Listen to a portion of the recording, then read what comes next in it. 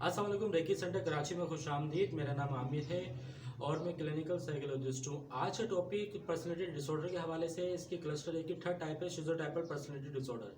अमूमन आपने ज़िंदगी में ऐसे लोग देखे होंगे जो बोलते अजीब है, महसूस अलग करते हैं और उनकी सोच उनकी गुफ्तगू से बड़ी डिफरेंट होती है। ये बहुत कम लोगों को होती है, या अगर ज़्यादा होती है तो ये शिज़ोफ्रेनिया की कैटेगरी में आते हैं। अब क्या वजूहत है इसकी वजह से हम किसी को कह सकते हैं इनको शिज़ोटाइपल पर्सनैलिटी डिसऑर्डर है। सबसे पहले इनके आइडियाज़ बड़े डिफरेंट होते हैं, डिल्यूजन से मुतालिक होता है, यानी कि आफत आने वाली है, मुसीबत आने वाली है, इस तरह की गुफ्तगू अक्सर इनके जुमलों में रहती है।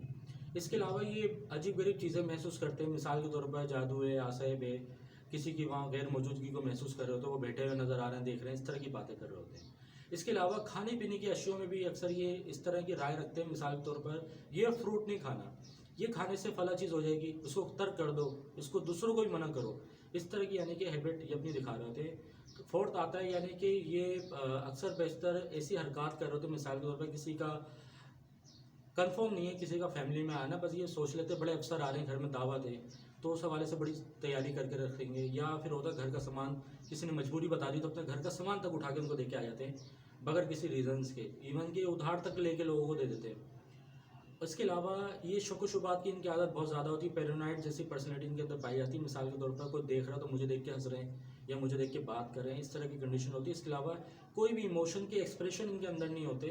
कोई भी बड़ी से इवेंट, मिसाल के तौर पर किसी की डेथ हो जाए या किसी की बर्थडे हो या किसी के मेहमान का आना हो तो इनके रिएक्शन आम सा होगा। एक किसी की डेथ भी हो जाए तो उस पर नॉर्मल सा रिएक्ट करेंगे, बस ठीक है। इसके अलावा इनके फ्रेंड फैमिली में रिलेशन बहुत वीक होते हैं, ताल्लुक नहीं बनाते और थोड़ा सा बुरा जल्दी लगता है इनको ना, महसूस ज़्यादा कर रहे होते हैं। इसके अलावा अगर ये ज़्यादा किसी लोगों में जो मैंने क्राइटेरिया बताए ज़्यादा हो तो ये शिज़ोफ्रेनिया का मर्ज़ होता है, तो वो साइकेट्रिक के थ्रू मेडिकेशन इसकी लाजमी दी जाती है। इसके अलावा अगर कुछ सिम्टम्स होते हैं और वो मैनेज भी करते हो, कंट्रोल करने की कोशिश करते हो, तो वो मैनेज भी हो जाता है, कंट्रोल भी होते हैं साइकोथेरेपी वगैरह के ज़रिए। इसकी अब रिस्क फैक्टर जानते हैं क्या हो सकते हैं। जेनेटिक इश्यूज हो सकते हैं, बाज़ दफ़ा सोशल आइसोलेशन हो सकती है, ठीक है, और माजी में बहुत ड्रग यूज़ की हो या शदीद डिप्रेशन रहा हो। बाज़ कल्चर इश्यूज भी होते हैं डिफरेंट, जिसमें बिलीव नेगेटिव्स होते हैं, जादू जिन्नात से मुतालिक होते हैं, ब्लैक मैजिक जैसे गुफ्तगू जहाँ ज़्यादा होती है वहाँ पे इस तरह के लोगों में शिज़ोटाइपल जैसे इश्यूज पाए जाते हैं। अगर वो कंट्रोलेबल हो, मैनेजेबल हो तो वो साइकोथेरेपी से कंट्रोल किया जाता है। अगर ज़्यादा होने लगा तो शिज़ोफ्रेनिया में आते हैं, वो साइकेट्रिक के थ्रू कवर किया जाता है।